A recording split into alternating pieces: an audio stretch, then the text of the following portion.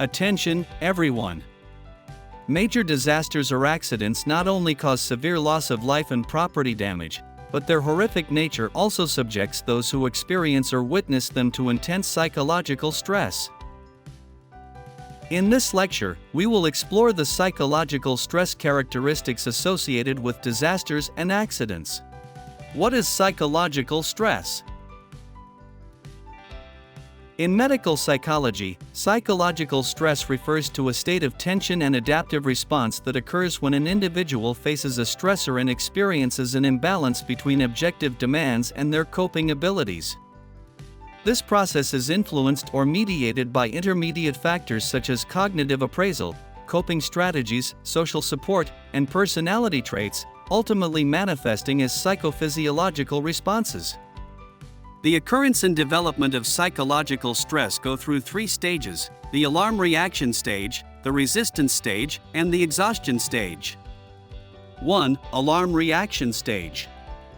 This is the initial stage of the stress response, characterized by an increased heart rate, faster breathing, increased blood flow to the heart, lungs, and brain, elevated blood pressure, higher blood sugar levels, and feelings of tension, fear, and anger. These responses activate the body's inherent defense capabilities, placing it in an optimal state to enhance strength and prepare for a fight or flight reaction. If the stressor disappears in a short time or is managed through self-regulation, the body will quickly return to a normal state. On the other hand, if the stressor persists, the psychophysiological changes will intensify, and the alarm symptoms will gradually diminish as the body enters the second stage of the stress response, the resistance stage. 2. Resistance stage. The body exerts all its efforts to resist the stress and attempts to return to a normal state by combating the tension. If the efforts are successful, the body will return to its normal state. However, if the efforts fail, due to the high energy expenditure, the body will begin to experience further psychophysiological discomfort. This marks the transition into the final stage of the stress response, the exhaustion stage. 3. Exhaustion stage. During this stage, if the external stressor weakens or disappears, or if the individual has mostly adapted, recovery is generally possible after a period of rest and recuperation. However, if the stressor persists and the individual cannot resist or adapt, the consumption of internal energy resources becomes critical, leading to a dangerous situation. This may result in the occurrence of physiological diseases. If the individual's psychological resilience is weak, it could also lead to psychological and behavioral abnormalities. In severe cases, it can cause mental illness and even death. Next, we will learn about the definition and classification of stressors.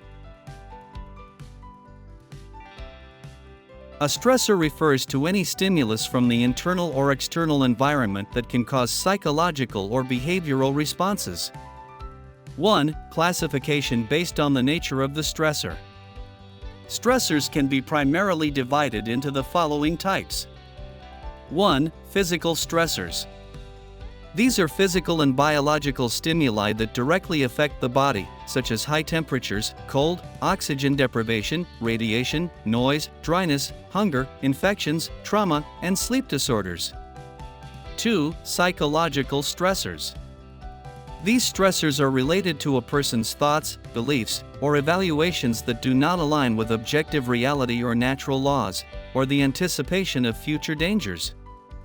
These can lead to disruptions in life, learning, and interpersonal relationships, resulting in psychological conflicts, frustration, and a decrease in self-esteem. 3. Social stressors. These are stimuli arising from various social factors, such as moral issues, social support systems, major personal life events, and the pressure of completing urgent, difficult, dangerous, or important tasks. Social stressors can also include war, kidnapping or imprisonment, and sudden social changes. 4. Cultural stressors. These are stressors caused by changes in the social and cultural environment, such as language, customs, habits, lifestyle, and religious beliefs. 2. Classification based on the phenomenology of life events. Stressors can be classified into work-related events, family-related events, interpersonal relationship events, economic events, social and environmental events, personal health events, and events related to self-actualization and self-esteem. 3. Classification based on the impact on the individual. Stressors can be categorized into positive and negative life events, based on the individual's subjective experience. 4. Classification based on subjective and objective attributes of life events.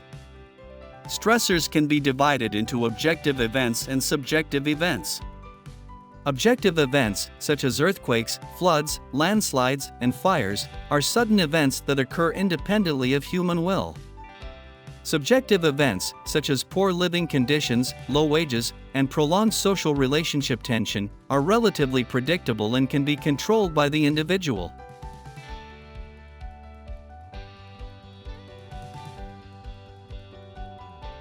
Under the influence of the different stressors mentioned above, individuals will exhibit various stress-related psychological responses, primarily involving cognition, emotions, and behaviors. 1. Emotional stress responses. These are typically manifested as negative emotions such as anxiety, fear, depression, and anger, with anxiety being the most common. Anxiety is the emotional state of tension, fear, and worry that occurs when individuals anticipate danger or potential negative outcomes. Chronic or excessive anxiety can weaken an individual's coping ability and cause autonomic nervous system dysfunction.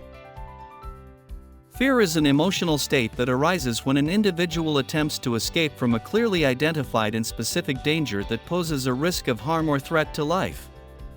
In sudden disaster situations, excessive fear may lead to flight or avoidance behaviors, and in severe cases, can result in behavioral impairments and social dysfunction. Depression is a negative emotional state that can emerge sometime after a disaster, characterized by sadness, loneliness, a sense of loss, and feelings of hopelessness. It is primarily marked by a low mood and is often accompanied by symptoms such as insomnia, reduced appetite, low libido, slow thinking, and diminished willpower. It is important to note that severe depression can lead to strong suicidal thoughts and even suicidal behavior. Anger arises when an individual encounters obstacles or significant setbacks while pursuing a goal and perceives these barriers as unreasonable. This emotional state involves resentment, irritation, and hostility. Excessive anger can lead to a loss of rationality and uncontrollable behavior, resulting in severe consequences. 2. Cognitive stress responses. Generally, when an individual is in a moderate state of stress, it has a positive effect, helping to enhance perception, improve cognitive abilities, and facilitate problem solving.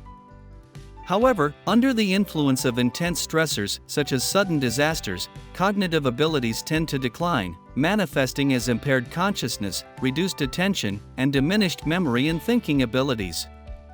These negative cognitive stress responses primarily include paranoia, catastrophizing, rumination, flashbacks, and intrusive thoughts. 3. Behavioral stress responses. After experiencing a stressor, an individual often undergoes changes in behavior, either consciously or unconsciously, to alleviate discomfort, reduce internal unrest, and restore stability with their environment. Positive behavioral stress responses can help reduce stress and may even stimulate the individual's agency, motivating them to overcome difficulties and cope with setbacks. Negative behavioral stress responses may cause the individual to engage in avoidance, withdrawal, or other maladaptive behaviors. Negative behavioral stress responses mainly include the following: avoidance and withdrawal, hostility and aggression, regression and dependency, helplessness and self-pity, extreme behaviors and suggestibility, substance abuse, and more.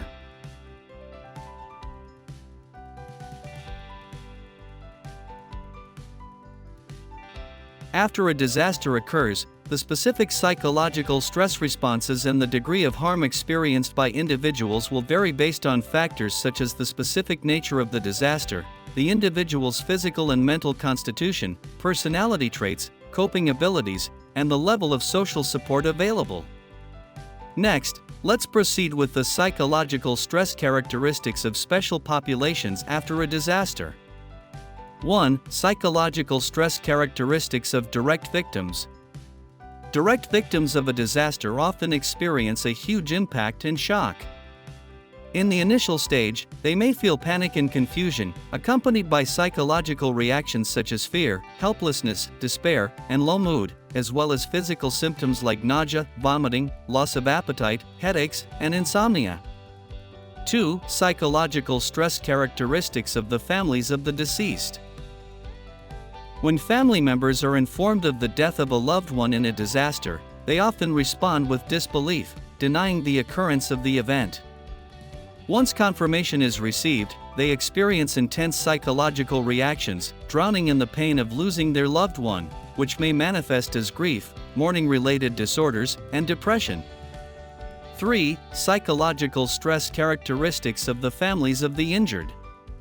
The families of the injured often experience intense worry, anxiety, and helplessness due to their loved one's sudden injury, as well as distress when faced with bleeding, pain, and exposed wounds. They may feel an increased burden and have an urgent desire for medical treatment. This often manifests as irritability, impatience, lack of tolerance, and heightened aggressiveness. If they do not understand the rescue efforts, feelings of dissatisfaction may arise, sometimes even leading to irrational behavior and interference with the rescue operations. 4. Psychological stress characteristics of children. Due to children's limited self-protection and self-regulation abilities, they are often in a state of numbness, helplessness, and confusion when confronted with an unexpected disaster or accident. Within hours after the incident, they may exhibit fear, crying, and screaming, with repeated thoughts of the stressful situation in their minds. This may lead to fear of social interaction, nightmares, or waking up startled. If not alleviated in a short time, this may develop into various stress-related disorders over time. In conclusion, we primarily covered the concept of psychological stress, the process of its development, the definition and classification of stressors, psychological responses to stress, and the psychological stress characteristics of special populations after a disaster. That concludes our lesson for today. See you in the next lecture.